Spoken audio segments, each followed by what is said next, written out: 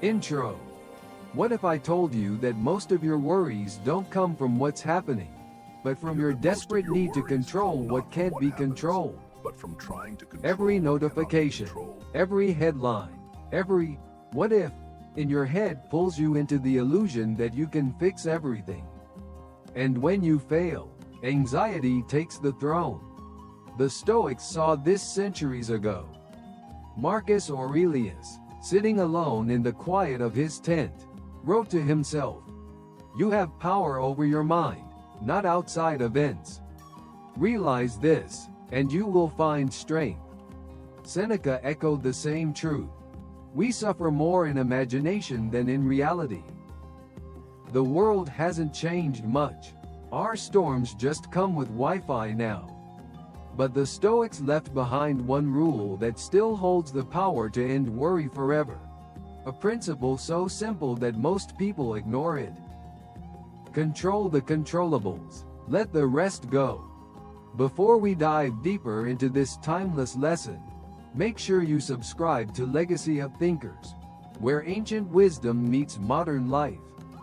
Because what you'll learn next could change the way you handle every challenge from this moment on. 1. The source of all worry. Worry is not a weather report about the world. It's a story your mind tells when it refuses to accept uncertainty. The brain is a prediction machine built for survival. It scans for threats, fills the gaps with worst-case guesses, then calls those guesses preparation. That ancient wiring kept us alive on the savannah. In a modern life of emails and expectations, it misfires constantly. At the heart of worry sits an illusion. If I think hard enough, I can control what happens. So you rehearse arguments you'll never have, refresh tracking numbers you can't speed up, reread a text that says, "seen," as if staring could change the sender's heart. Worry tries to buy certainty with attention. The price is peace. The Stoics diagnosed this cleanly. Epictetus split experience into two piles. What is ours, judgments, choices, actions, and what is not, reputation, results, other people, the weather, the economy. Worry is the mind's attempt to drag items from the second pile into the first. It's a tug of war you cannot win. Notice the loop. Uncertainty, right pointing arrow, anxious prediction, right pointing arrow, false control behavior, checking, scrolling, rehearsing, right pointing arrow, more uncertainty when reality won't obey. Each loop tightens the knot. Marcus Aurelius interrupts it with a question. Is this something that is happening in me? Or outside me? If it's inside, belief, impulse, attitude, you have leverage. If it's outside, your leverage begins with release. Examples reveal the pattern. The student studies diligently, control, but spirals over the curve, no control. The parent sets boundaries, control, then lies awake scripting a child's choices, no control. The traveler packs well, control, then burns hours raging at a storm, no control. In each case, worry confuses influence with command.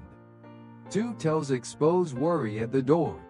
Compulsive monitoring and future tense fantasies. If your hand keeps reaching for the phone, if your sentences begin with, "What if," you're trying to muscle fate. The Stoic pivot is gentler and stronger. Return to what is up to you, this breath, this posture, this word you choose next. You don't end storms by staring at clouds. You end worry by taking ownership of the helm that's actually in your hand. 2. The Stoic rule explained. Epictetus taught what he called the most liberating distinction a human being could learn. The line between what depends on us and what does not. He said it simply. Some things are within our control. Others are not. The words sound obvious, almost too simple to matter. But in practice, they divide peace from torment. Let's draw the line as the Stoics did. On one side, our opinions, intentions, desires, and actions. On the other, everything else, the weather, other people, outcomes, time, the past. The tragedy of modern life is that most people live backward, devoting their energy to what they can't steer and neglecting what they can. We rage at traffic, chase approval, and beg for certainty in an uncertain world. Marcus Aurelius turned this rule into a daily ritual. Each morning, before the noise of the empire reached his tent, he wrote reminders to himself. You have control over your mind, not external events. He wasn't preaching from comfort. He was a man facing war, betrayal, and illness, yet he kept returning to the same law, not because it was easy, but because it worked. When you internalize this distinction, your attention sharpens. You begin to realize that worry and anger are signals, proof that your focus has drifted to what is not yours to command. That realization itself is the moment of freedom. Think of life as two concentric circles. The small inner circle represents your domain, your choices, reactions, and principles. The larger outer circle holds everything else, circumstances, people, fortune.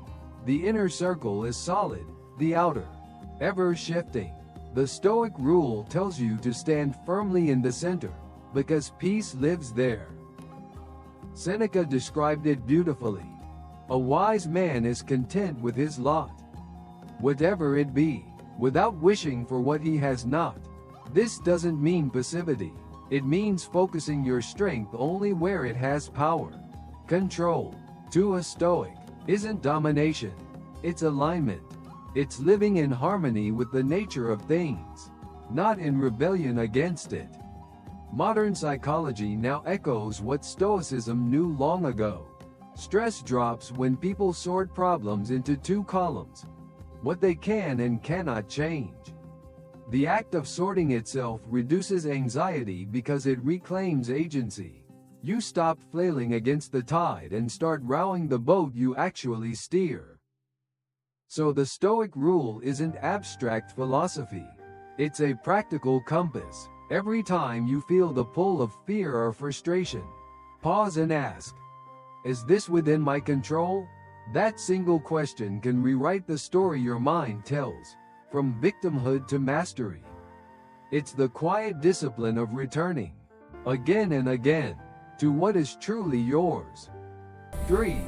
Applying the rule in modern life. The Stoic rule only works if it leaves the page and enters your day. Start with a two-column sort each morning. Left is within my control. Right is not mine. Put effort, attitude, words, schedule, focus on the left. Other people, weather, algorithm, outcomes, past on the right. Your job is to live on the left. Use the one-question pause whenever stress spikes. Is this within my control?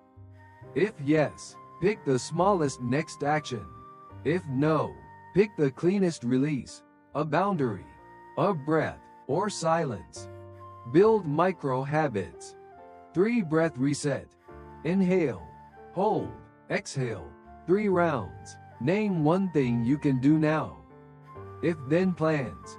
If the meeting derails, then I speak once, calmly, and send a summary after. Daily page. 2 lines every night. What I controlled well. What I tried to control that wasn't mine. Apply it where life actually hurts. Work. You can't control a boss's mood. You can control preparation, clarity, and deadlines you propose. Trade venting for writing a one-page brief. Relationships. You can't script someone's reaction. You can choose truth without theatrics. Speak once, kindly, then stop selling.